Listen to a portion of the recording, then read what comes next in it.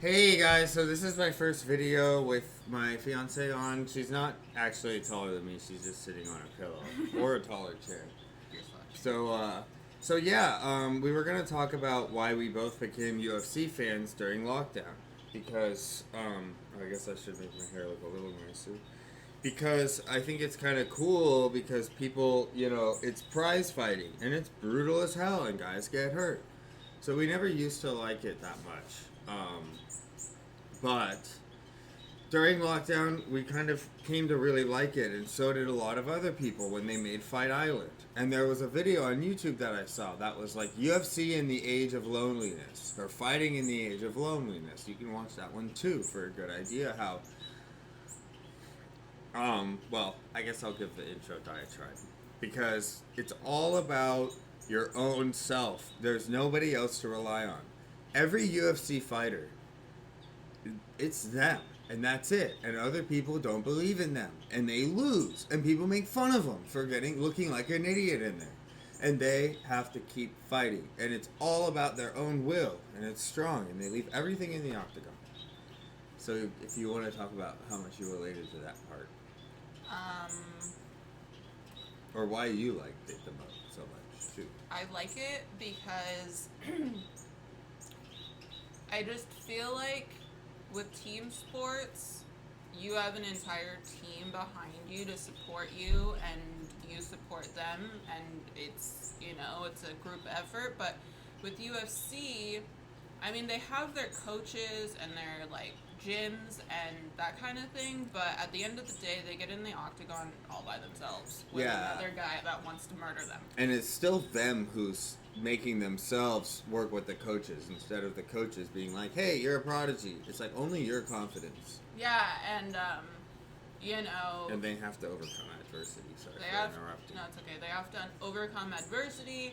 Um, it's such a personally driven. They have to have such a personal drive. Absolutely. I want to show you can.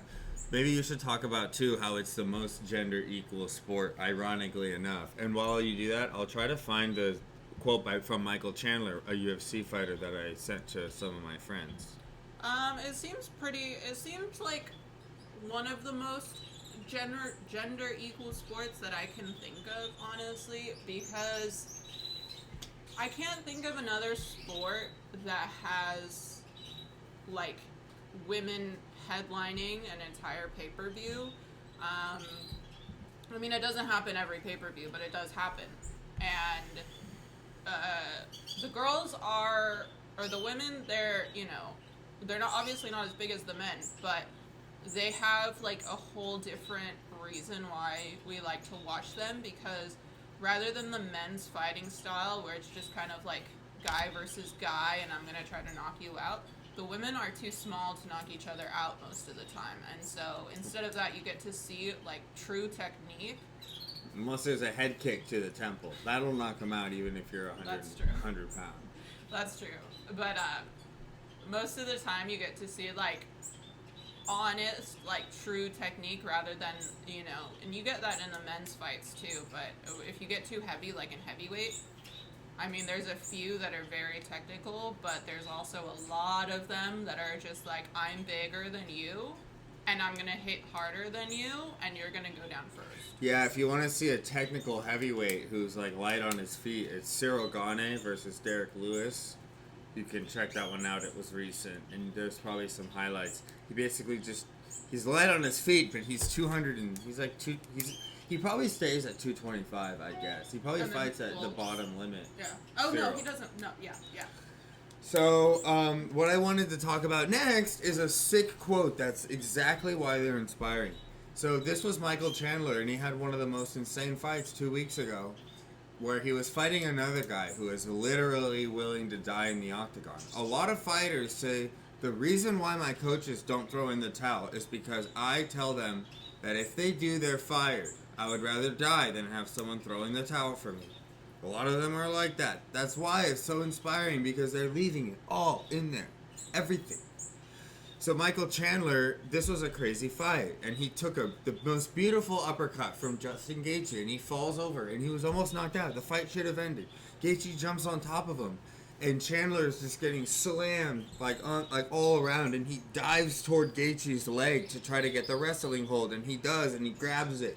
And while he's holding Gaethje's leg, he just comes back to his senses, but he's all knocked out.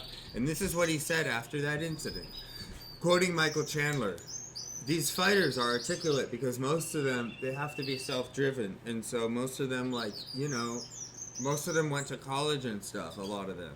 Because they were like all-American wrestlers, a lot of them, who they got college sponsorships. So, unfortunately, the brain damage often does kick in later. I was gonna say they're articulate until they're not. Yeah, that's okay. That's okay. They know. They talk about it. Yeah. It's not really okay. It's my least favorite part. But so, quoting Michael Chandler, you know, life's gonna uppercut you right on the chin from time to time.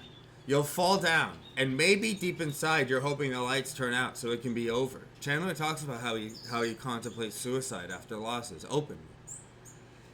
You know, you're hoping the lights turn out so it can just be over. But no one succeeds in life with that attitude. To succeed, you gotta live. To live, you gotta survive. No matter how hurt you are, you single leg your problems and the negative energy and survive. Hold as hard as you can until you get back on your feet. Now you're living. You bite down on that mouth and get ready to fire everything you got at life again. Because that's when you start succeeding. Michael Chandler. I don't think I've ever heard that quote from him before. Yeah, and there's stuff like that like every time, because how are you gonna beat Michael Chandler if you're not that into it? You'll lose. He just fought for the championship, and then with Justin Gaethje, it was like number 3 versus number 4. He lost in decision, best fight of all time, one of the best fight I've ever seen live. Besides Silva versus Griffin, but that was more of a beatdown than anything. So I think that I can kind of wrap it up, just because, you know, we don't want to make videos so long and ranty, but it kind of just gets to the point. Especially that Chandler quote, guys. That shit, if you don't get it after that, then just watch, you know, then it's fine, because it is prize fighting. And these guys do mess themselves up. By the time they're 40 and 50, there's a lot of older fighters who are still announcers and stuff. So they don't have, like, Alzheimer's or anything. But they talk about how they get a lot of headaches. They have like fake stuff over here. Memory loss. Yeah, and they still have to deal with like just a messed up body. So you can see there's an ex-fighter named Michael Bisping, and he has his own channel, and he talks about it a lot and how he doesn't regret it at all because he knew it going in, and he wouldn't change. He wishes he had fought more and won more. These people are about, you know, it's them driving themselves. Oh yeah, you get to see the birds. We've named our birds. So the yellow one right there is named Hypatia, after our hero figure. And then the black and white one, well, that's really the only name that we need to discuss right now in our UFC video. But she would be a fighter if she was a human. She would be. She'd be in like bantamweight and fight Holly Holm big time. Cool, guys. I hope you liked it. This is kind of the format for when we have guests and stuff. And yeah, just, you know, cover a bunch of random stuff here. Just like a, you know, whatever interests you based on the titles. Cool.